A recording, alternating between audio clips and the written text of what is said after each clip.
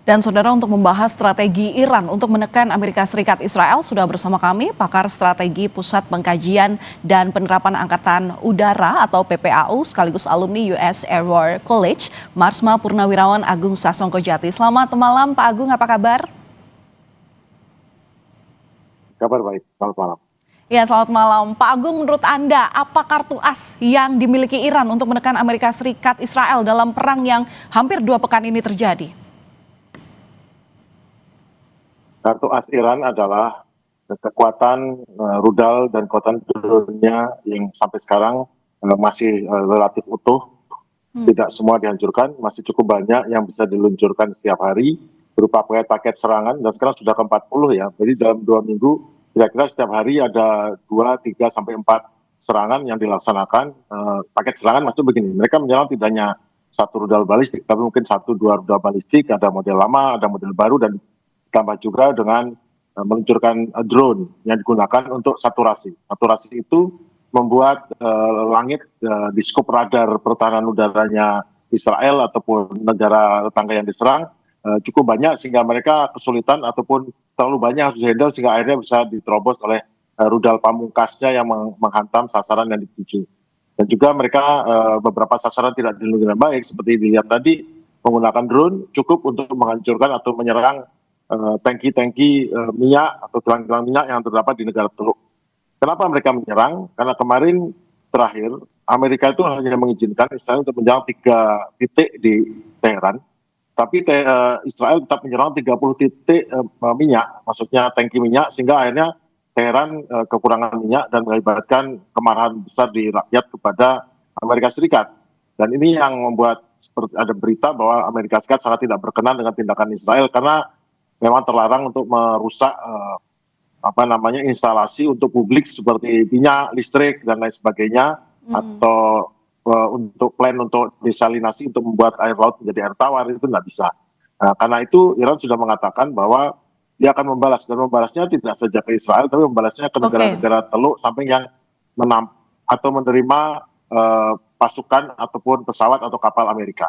Ya, Pak Agung, ini kan serangan dilakukan dari jalur darat, kemudian juga menyasar kapal-kapal yang ada di kelautan gitu kan, melalui udara. Nah, tapi ini kan Amerika Serikat akan invasi darat begitu. Nah, kalau ini terjadi, apa ini akan jadi pukulan telak bagi Iran?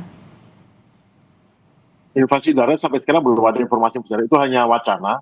Karena invasi darat itu memerlukan waktu lama, minimal 9 bulan untuk mengumpulkan pasukan yang cukup untuk mengalahkan Iran. Dan itu pun juga mengumpulkannya di mana?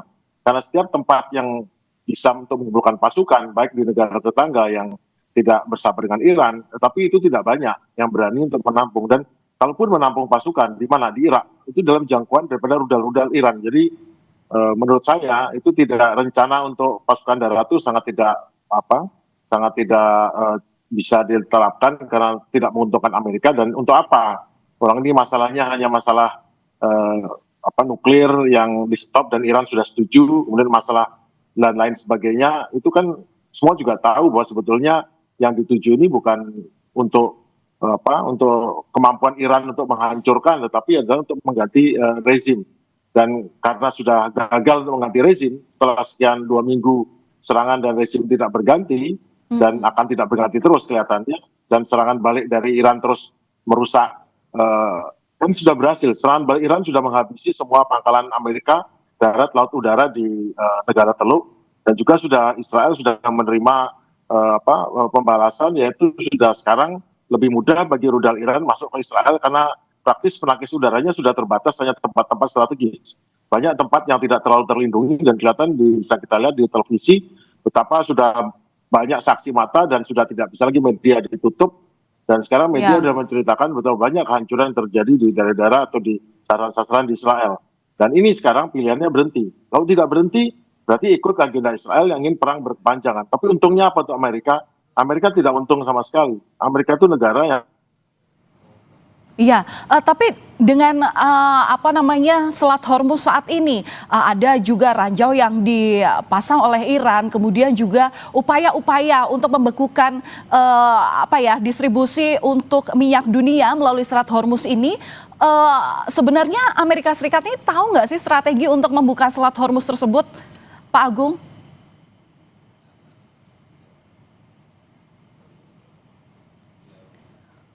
Masih kami upayakan untuk mencoba menghubungi Pak Agung. Di sisi lain ada kemungkinan Pak Agung mengalami gangguan komunikasi. Sayang sekali tidak dapat melanjutkan dengan obrolan ini. Terima kasih sebelumnya. Memang untuk saat ini peperangan memang masih belum tahu kapan akan berakhirnya dan siapa kira-kira yang akan memenangkan pertempuran ini, tapi yang jelas dinamikanya terjadi dan nanti kami akan coba kembali menghubungi Pak Agung. Terima kasih Pak Agung, saudara. Sebelumnya kami akan kembali usai jeda, tapi ini ada informasi untuk Anda mengenai Menteri Pertahanan Syafri Samsudin yang mengimbau masyarakat tidak perlu khawatir terhadap status siaga 1 yang dikeluarkan oleh TNI.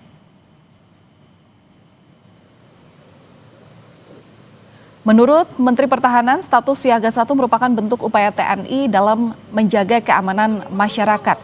Menteri Pertahanan bilang siaga 1 ini merupakan bentuk kesiapan TNI. Menhan bilang keputusan penetapan siaga 1 berdasarkan pertimbangan geostrategis, tidak ada pengaruhnya secara geopolitik maupun geoekonomi. Siaga 1 itu bahasa prajurit, ya. Tapi orang bisa mengartikan dalam bahasa politik. Jadi siaga 1 itu dia harus selalu mengikuti perkembangan baik itu yang ada di global, regional maupun di nasional. Jadi kesiapan yang dilakukan dari kita itu tidak ada pengaruhnya secara geopolitik. Tidak ada pengaruhnya terhadap geoekonomi. Tetapi kesiagaan yang kita lakukan ini adalah bagian dari geostrategi. Jadi masyarakat tidak perlu khawatir. Justru sebetulnya yang dibutuhkan masyarakat itu adalah aman dan nyaman. Kita kembali ke konflik Iran, saudara. Sementara itu Amerika Serikat mengklaim serangan yang berhasil menghancurkan pesawat Iran dalam rekaman video yang dirilis hari ini. Beberapa pesawat milik Iran terlihat terbakar dan mengeluarkan asap. Militer Amerika Serikat tidak menyebut tanggal dan lokasi pasti dari video yang dirilis. Amerika Serikat mengklaim telah menyerang lebih dari 5.000 target dan lebih dari 50 kapal angkatan laut di Iran sejak dimulainya operasi Epic Fury. Kami masih kembali terhubung dengan pakar strategi Pusat Pengkajian dan Penerapan Angkatan Udara atau PPAU, Marsma Purnawirawan Agung Sasongkojati. Pak Agung, sudah bisa mendengar suara saya? Iya Pak Agung, ini kan dalam perang ini, terutama dalam tertutupnya Selat Hormuz, pasti ada hal-hal yang yang istilahnya ini menjadikan Iran sebagai ancaman untuk seluruh negara. Nah, sebenarnya dengan penutupan dari Selat Hormuz ini, termasuk juga pemasangan ranjau di Selat Hormuz ini, apakah sebenarnya Amerika Serikat Israel ini tahu strategi dalam membuka Selat Hormuz itu sendiri? Jadi begini.